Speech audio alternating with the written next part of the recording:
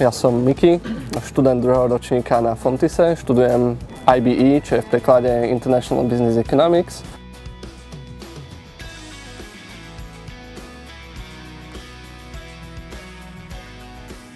Na českom trhu je problém ten, že absolventi si veľmi ťažko hľadajú prácu. Znamená to v praxi to, že máte potvrdenie o návšteve štúdia, hej? Nemáte v podstate nič, nemáte šancu, proste vás ani nepustia na pohovor, hej. Ešte na strednej škole som začal hľadať iné možnosti, rozmýšľal som nad Rakúskom, aj nad Švajčiarskom a Nemeckom. A Fontis bola škola, ktorá spája prax so samotným štúdiom.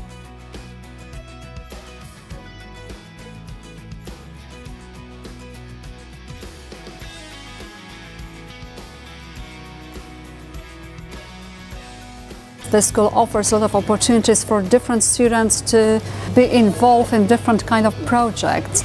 So it is not only theory-based education, however they are taught by us how to apply the theory into practice.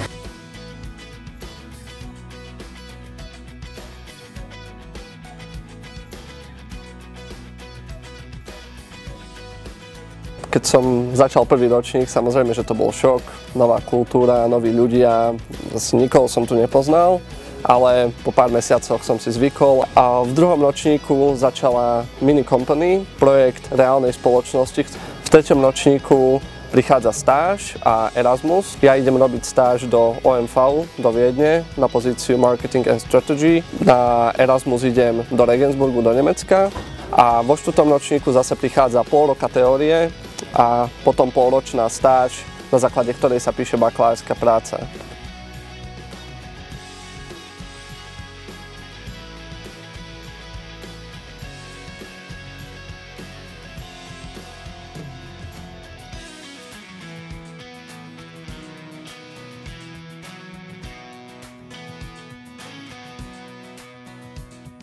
I'm teaching here 16 years now, and our students, when they do their work placement, they travel all over the world.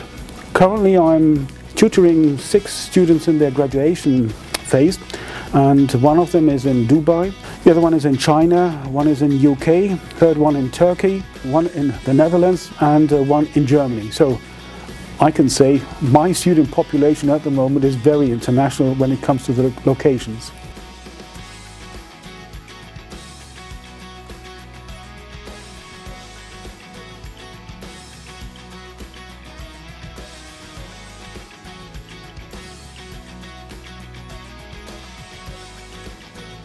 Prečo som tu, prečo som v Holandsku. Fontis ponúka jedinečné spojenie štúdia, praxe a dá sa študovať navyše v 3 možných jazykoch. Čo viac môžete chcieť, môžem vám doporučiť.